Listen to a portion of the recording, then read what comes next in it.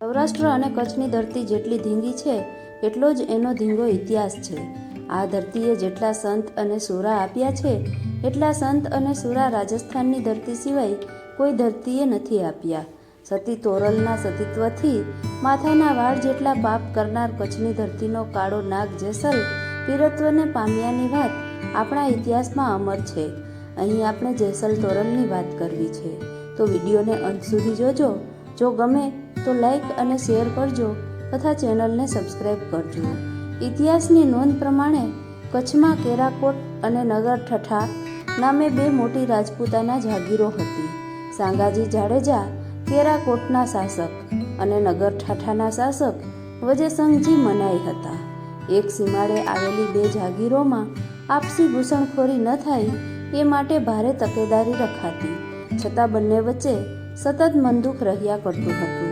જે દૂર કરવાના આશયથી વજેસંગજીએ પોતાની યુવાન દીકરીના લગ્ન સાંગાજી જાડેજાના નાના ભાઈ જેસલ સાથે કરવાનું નક્કી કર્યું, જેથી તકરાર ન થાય અને શાંતિ બની રહે. સાંગાજીએ આ શુભ આશયવાળો લગ્ન પ્રસ્તાવ તરકટ લાગ્યું એટલે આ પ્રસ્તાવને તેઓએ ઠુકરાવી દીધો. લગ્નનું શ્રીફળ લઈને આવેલા બ્રાહ્મણને દક્ષિણા આપી કહી દેવામાં આવ્યું કે નગર ઠઠ્ઠાની જાગીર અમારી સમોવડી ન હોવાથી તેમના સમોવડી સાથે પોતાની દીકરી પરણાવે, અમારે ત્યાં નહીં. ગોર મહારાજ આ સાંભળી કેરાકોટ જાગીરદારને એવું કહે છે કે એમ તો કુંવરીબાની વાત બીજે પણ ચાલી રહી છે. આ સાંભળી જેસલ જાડેજા ગુસ્સે ભરાય છે કે બીજે વાત ચાલતી હતી તો અહીં માગું શું કામ નાખ્યું. એમ કહી જેસલ ગોર મહારાજને દક્ષિણા આપવા સામે વિરોધ નોંધાવે છે. ભાઈ સાંગાજી જેસલને સમજાવી ગોરને વિદાય કરે છે. જતાં જતાં ગોર મહારાજ સાંગાજી જાડેજાને પોતાના નાના ભાઈને કુળની નીતિ રીતિ શીખવવાની સલાહ આપે છે, જેથી જેસલ જાડેજા ગુસ્સાથી લાલપીળો થઈ જાય છે. ગોર મહારાજના મેણું મારતા આવા કટુ વચનો સાંભળી જેસલ બદલો લેવાની ભાવનાથી મિત્રો સાથે વગડામાં જઈ ગોર મહારાજને લૂંટી લે છે. ગોર મહારાજને લૂંટવામાં જેસલને અનેરો આનંદ આવે છે. હવે જેસલ લૂંટફાટ કરી પાસવી આનંદ મેળવવાનો નિશ્ચય કરે છે. સાંગાજીને જેસલની લૂંટની વાતથી દુઃખ થાય છે. સાંગાજી એને સમજાવી ને 12 ગામડાની જાગીર આપે છે, પણ જેસલને હવે લૂંટફાટ જ આનંદ આપે છે. જેસલ આ 12 ગામડાઓમાં લૂંટફાટ મચાવી કાળો કેર વર્તાવે છે. મોટા ભાઈ સાંગાજી નારાજ થઈ જેસલ પાસેથી આ 12 ગામડા પરત લઈ લે છે, જેથી જેસલને જાણે છૂટો દોર મળતો હોય એમ એ આખા પંથકમાં હાહાકાર મચાવે છે. જેસલ હવે પાપ કરવાની તમામ સીમા વટાવી દે છે. પાસવી આનંદ મેળવવા હવે એ પશુ પંખી સ્ત્રી કે બાળકો કોઈને પણ છોડતો નથી. એકવાર બને છે એવું કે સાંગાજીને ત્યાં પુત્ર જન્મ થતાં કુંવરને મોસાળું આપવા સાંગાજીના સાળા વિભાજી પત્ની સાથે વેલડું લઈ આવી પહોંચે છે.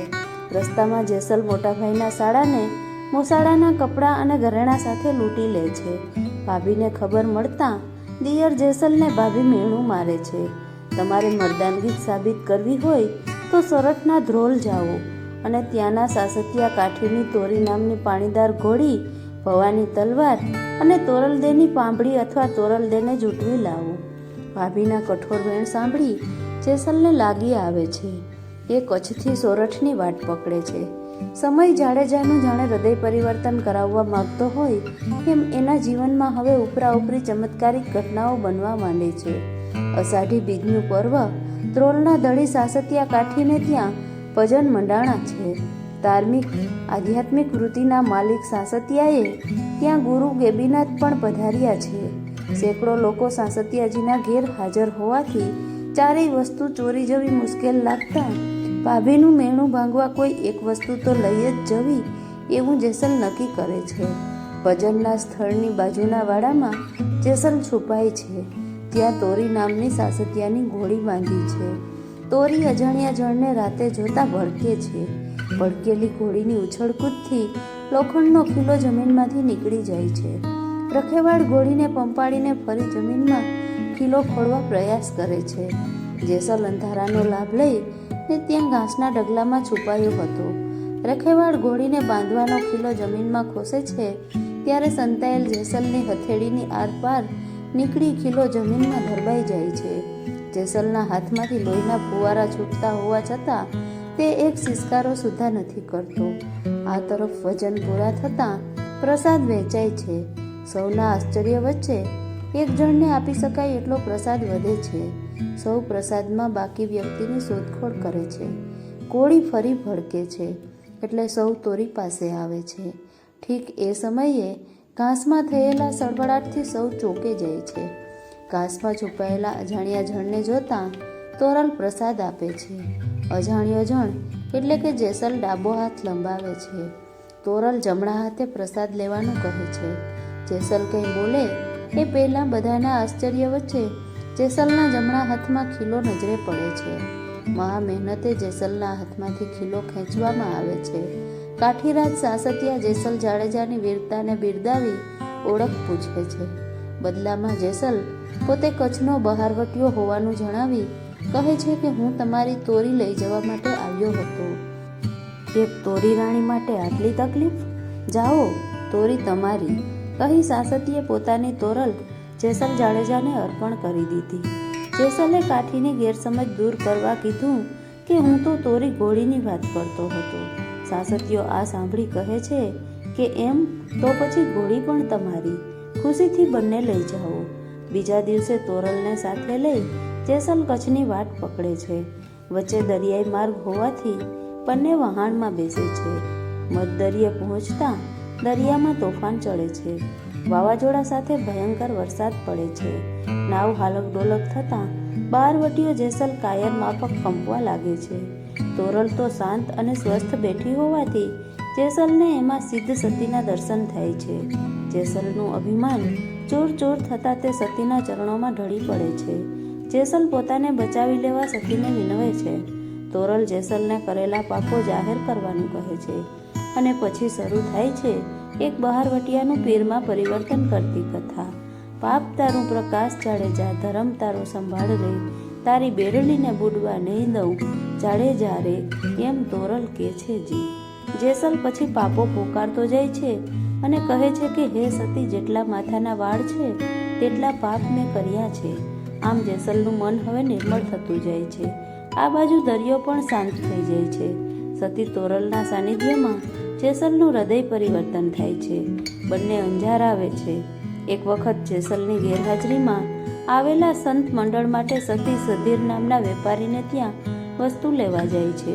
સધીરની નજર બગડતા વસ્તુના બદલામાં એ સતીની માગણી કરે છે. સતી તોરલ એને પરચો આપી પોતાનો ભક્ત બનાવે છે. 500 વર્ષ પહેલા કચ્છમાં બનેલી આ કથાને સમાંતર એ સમયે રાજસ્થાનના મેવાડ ખાતે રૂપાદે માલદેની કથા આકાર લે છે.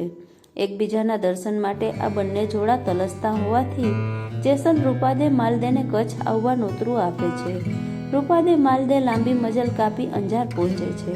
એ સમયે જેસલે સમાધિ લઈ લીધી હોવાથી તોરલ જેસલને જગાડવા એકતારો હાથમાં લે છે. જેસલ તોરલના કોલથી 3 દિવસની સમાધિમાંથી જાગે છે. સૌને મળે છે. તોરણ બંધાય છે. લગ્ન મંડપ રચાય છે અને જેસલ તોરલના મૃત્યુના માંડવે ચોરીના ફેરા ફરે છે. એકબીજાની સોળમાં બંનેની સમાધિઓ તૈયાર થાય છે. પછી બંને ધરતીની ગોદમાં સમાઈ જાય છે. જેસલ હટે જવભર, તોરલ હટે તલભરની લોકવાયકા મુજબ દર વર્ષે બંને સમાધિ એકબીજા તરફ થોડી થોડી ખસે છે. જ્યારે આ સમાધિઓ એકબીજાને અટકી જશે ત્યારે પ્રલય થશે એવી પણ લોકવાયકા છે. અંજારમાં આજે પણ બંનેની સમાધિ મોજૂદ છે. અહીં દર વર્ષે ચૈત્રી ચૌદસના દિવસે મેળો ભરાય છે. મિત્રો, આ કથા સાંભળેલી અને વાંચેલી છે, જેનું મૂળ ગુજરાતના ઇતિહાસમાં છે. આમ છતાં આ બાબતે આપ કંઈ વિશેષ જાણકારી ધરાવતા હો તો જરૂરથી કમેન્ટ કરી જણાવજો. વિડીયો જોવા બદલ આપનો ખૂબ ખૂબ આભાર.